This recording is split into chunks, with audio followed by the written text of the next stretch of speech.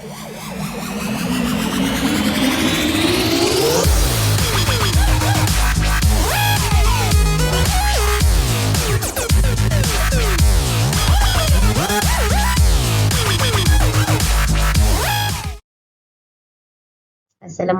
dan selamat sejahtera. Saya Cikgu Azhani Abdul Rahman dari SMK St. Benedict Convent Batu Gajah Perak akan menyampaikan bab 5 tingkatan 4 Matematik KSSM iaitu rangkaian dalam teori graf. Okey, untuk standard kandungan iaitu 5.1 rangkaian dan standard pembelajaran 5.1.3 mengenal dan melukis subgraf dan pokok.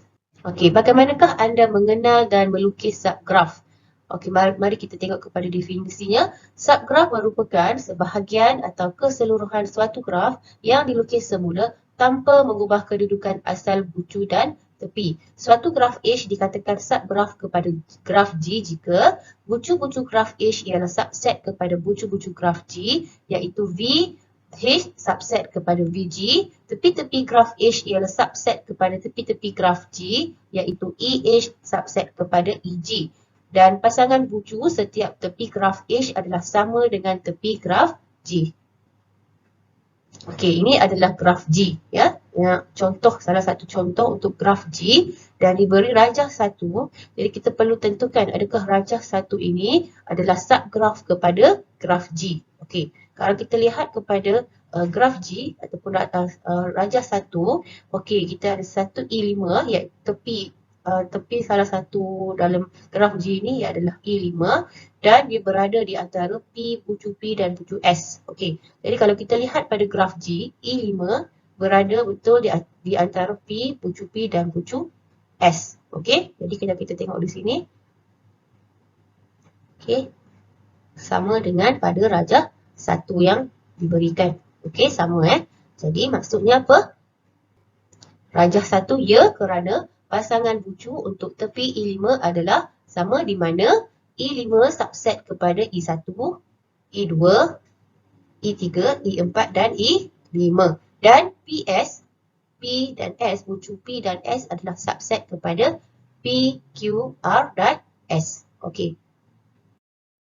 Okay, so kita tengok pula kepada slide yang ini. Tentukan sama ada rajah 2, rajah 3 dan rajah 4 adalah subgraf bagi graf G. Jadi kita tengok ini adalah graf G. Okey, dan ini kita dah jawab sebentar tadi. Okey, kita tengok kepada rajah 2. Okey, rajah 2. Okey, rajah 2 kita perhatikan kepada gelung E2. Okey, gelung E2. Di mana kalau kita perhatikan E5 dan E1 berada di kedudukan yang sama pada graf G. Okey, di mana dia berada di antara P, kalau untuk E1 berada di antara P dengan Q dan untuk tepi E5 berada di antara P dan S. Tetapi kita tengok pada gelung E2. Dia berada di bucu P. Tetapi untuk graf G, E2 berada di Q. Okey, jadi maknanya untuk rajah 2 bukanlah subgraf bagi graf G. Okey. Tidak, kerana kedudukan gelung E2 bukan pada bucu Q. Okey, so kita lihat pula pada rajah 3. Okey, rajah 3. So, adakah rajah 3 ini subgraf kepada graf G? Jadi, kita lihat pada kedudukan E3. Okey, E3 berada di antara P dan S. Okey, pada rajah 3. Manakala untuk graf G, kalau kita lihat untuk graf G, E3 berada di antara Q dan R. Bucu Q dan R. Jadi, rajah 3 bukanlah subgraf bagi graf G. Ya. Okey, jadi kita lihat kenapa? Tidak, kerana tepi yang mengaitkan bucu P dan bucu S adalah bukan E3 pada rajah 3 ini. Okey, kemudian kita lihat pula pada rajah 4. Okey, rajah 4 kita perhatikan. Okey, jadi kita lihat pada rajah 4. Okey, untuk kedudukan E5, P dan S ni betul. Kemudian E1 antara P dan Q pun betul. Kemudian kita perhatikan pula pada gelung E3 ini pada rajah 4 berada di Q dan juga E2 di antara Q dan R.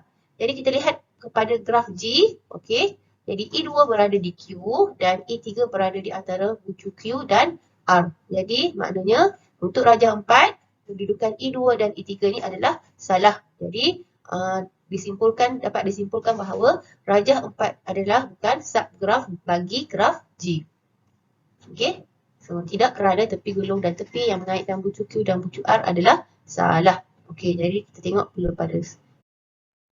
Okey, mari kita lihat pada slide yang seterusnya. Okey, apakah yang anda faham tentang pokok? Pokok suatu graf ialah subgraf bagi graf tersebut dengan ciri-ciri berikut.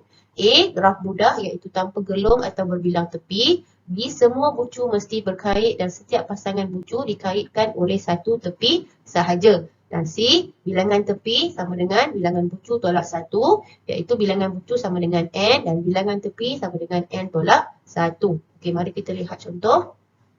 Okey, jadi kita nak tentukan adakah rajah ini ataupun graf ini adalah graf yang membuatkan dia adalah pokok. Okey, jadi kita lihat. Jadi kita lihat pada bucunya kita ada P, U, T, Q, R dan S. Okey, jadi kita lihat pula setiap bucu ni hanya dikaitkan dengan satu tepi sahaja. Okey, dari mana P kepada U, U kepada T, T kepada Q, Q kepada R, R dan kepada S. Okey, dan kita lihat kita ada 6 bucu. Okey, so kita ada berapa tepi? 1, 2, 3, 4, 5. 5 tepi. Jadi dia menepati syarat yang ketiga iaitu bilangan tepi sama dengan N dan bilangan bucu sama dengan N dan bilangan tepi sama dengan N tolak 1. Jadi 6 untuk bucu dan 5 untuk tepi. Jadi ini adalah pokok. Okey, jadi yang kedua kita lihat pada rajah ini ataupun graf ini adakah ini pokok. Jadi kita lihat pada bucu. Okey, sama. Cuma kita lihat pada tepi di mana P kepada Q satu tepi, P kepada U pun satu tepi di mana dia mempunyai graf ini mempunyai berbilang tepi. Okey. Jadi Q kepada R, Q kepada T. So dia mempunyai graf ini mempunyai berbilang tepi. Kemudian kita lihat pula kepada bilangan bucunya iaitu 6 bucu. Okey, kemudian kita kira tepi 1, 2, 3, 4, 5, 6, 7. 7 tepi. Okey, 7 tepi. Jadi dia tidak mengikuti syarat yang telah ditetapkan iaitu bilangan tepi sama dengan N tolak 1. Di mana N tolak 1 adalah 5 sepatutnya. Jadi ini adalah bukan pokok. Okey, bukan pokok. Okey. Okey, kita tengok pula pada rajah ini. Jadi saya berikan masa untuk anda pastikan adakah ini pokok. Okey. Jadi kita perhatikan kepada bucunya. Kita masih ada yang 6 bucu. Jadi kita kira pada tepinya adakah dia mempunyai 5 tepi. Dan kita juga kena pastikan adakah graf ini ataupun graf ini mempunyai berbilang tepi ataupun tidak. Dan kita tengoklah pada tepinya mestilah berhubung kepada satu pasangan bucu sahaja. Okey, jadi kita lihat adakah ini pokok? Ya. Pokok. Okey, bucu 6 dan tepi 5 dan setiap pasangan bucu hanya dikaitkan oleh satu tepi. Kemudian kita lihat pada ini, rajah yang keempat ini, adakah ini graf, adakah ini pokok? Okey, jadi kita lihat pada bucu ada 6 bucu. Kemudian kita kira pada tepinya, kita ada 1, 2, 3, 4. Jadi dia tidak menepati syarat untuk menjadi pokok. Mana syarat untuk menjadi pokok? 6 bucu dan sepatutnya 5 tepi ya. Okey, so bucu R dan bucu T tidak dikaitkan dengan bucu lain. Okey, jadi maknanya ini bukanlah pokok. Okey. Okey. So, kita lihat pada definisi ini dan kita perlu lukis satu pokok dengan maklumat yang diberi berdasarkan ciri-ciri pokok tadi di mana kita perlu mengikut kesemua ciri-ciri untuk melukis pokok. Okey, jadi kita ada soalan A iaitu bucu 6. Okey, bucunya 6. Okey, so bila bucu 6 plus bucu 6, so kita ada bucu 6. Jadi tepi mestilah mempunyai 5. Okey, tepi mestilah mempunyai 5. Jadi kita buat dulu untuk bucu 6. 1, 2, 3, 4, 5, 6. Jadi saya sambungkan dengan tepi. 2, 3, 4, 5. Okey, so ada 6 bucu dan 5 tepi dan juga setiap bucu hanya dipasangkan, setiap tepi hanya dipasangkan dengan 2 bucu. Okey, jadi maksudnya tidak mempunyai berbilang tepi kalau kita lihat pada pokok yang saya telah lukis ini. Okey, jadi sebarang graf yang telah yang dilukis kita terima jika dia mengikuti kesemua syarat ini. Jadi tak semestinya mesti apa yang saya lukiskan ini tak semestinya saya saja yang betul. Ada mungkin ada lagi graf-graf yang lain yang mengikuti syarat inilah. Okey, di mana ada 6 bucu dan tepi 5. Okey. Okey, ini adalah jawapannya. Kalau kita yang saya telah ambil daripada buku. Okey. Ini salah satulah saya dah lukis yang tadi dan ini adalah dalam buku yang saya telah ambil. Ini adalah jawapan yang satu lagi. Okay. Dari mana saya katakan tadi, tak semestinya yang kita lukis tadi pun itu salah kalau kita mengikuti semua syarat-syarat yang telah ditetapkan. Jadi lukisan tu atau pokok tu mungkin berbeza. Okey. Okey, tapi mestilah mengikuti syarat yang telah ditetapkan. Okey. Jadi kita lihat pula kepada jika diberi bucu 8, tepi 4 dan tepi 9. Okey, ini adalah cara contoh jawapan untuk dapatkan jawapan untuk B di mana bucu 8 dan tepi 7. Jadi ini yang kita boleh lukislah untuk dapatkan pokok. Okey. Kemudian C, bilangan tepi 4 dan bucu mestilah 5. Jadi ikut kita di mana kalau kita tak nak macam ini, kita boleh gunakan cara lain tetapi mestilah mengikuti syarat yang telah ditetapkan. Okey, dan ini adalah D. Okey, ini adalah untuk D di mana mempunyai tepi 9 dan bucu adalah 10. Okey. Okey, jadi kita perlu lukis dua pokok berdasarkan graf yang diberikan di bawah. Jadi kita lihat pada soalan A. Okey, jadi kita lihat untuk soalan A, kita perlu lukis dua pokok ya. Okey, jadi kita tengok pada bucunya ada 1, 2, 3, 4, 5. Jadi 5 bucu.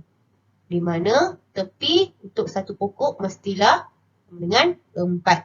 Okey, jadi kita pada graf asal ni, jadi kita perlu buang. Kita tengoklah kita ada berapa lebihan dah. 1, 2, 3, 4, 5, 6, 7. Jadi kita ada 7 tepi. 7 tepi. Jadi kita perlu buang 3. Okey, 3 perlu dibuang. Okey, buang 3. Jadi kita tengok di sini. Di mana yang kita perlu buang supaya kita boleh dapatkan pokok. Okey. Jadi kita mula daripada bucu yang pertama yang di atas ni. Okey, ini boleh. Ini pun boleh. Jadi kita tengoklah. Kita cuba potong yang di tengah ini. 2. Okey. Kemudian kita perlu potong satu lagi. Kita perlu buang satu lagi. Okey, kita boleh potong di sinilah. Okey, kita boleh potong di sini. Jadi yang saya dapatlah untuk jawapan saya. Okey, saya dapat. Saya perlu lukislah. Okey, satu bucu. Bucu kita tak boleh ubah kedudukan ya. Kita perlu ambil bucu yang kedudukan bucu yang sama. Okey, untuk kita lukis pokok ini. Okey, sambungkan. Yang mana yang kita dah tanda tadi untuk kita jadikan di tepi. 1. Okey, sambungkan. Okey. Jadi kita dah dapat 5 bucu, 1, 2, 3, 4, 5 dan 4 tepi, 1, 2, 3, 4. Okey, ini untuk pokok yang pertama. Jadi untuk pokok yang kedua, syaratnya masih sama di mana 5 bucu dan 4 tepi. Jadi kita boleh, katalah kita dah potong tadi, kita buang satu kat sini, katalah kita nak potong satu lagi. Okey, kita cari di mana yang kita boleh potong. Okey. Okey, pun bolehlah potong di sini. Okey. Saya padam ya. Kita cuba buat yang lain pula. Okey, potong lagi di sini. Dah. Kemudian boleh potong di sini. Tak silap saya lah. Okey, kita sambungkan ya. Okey, jadi kita tengok lukisan kedua. Dekat ini pokok kita dah buat tadi. Jadi kedudukan bucu masih sama. Okey, jadi kita sambungkan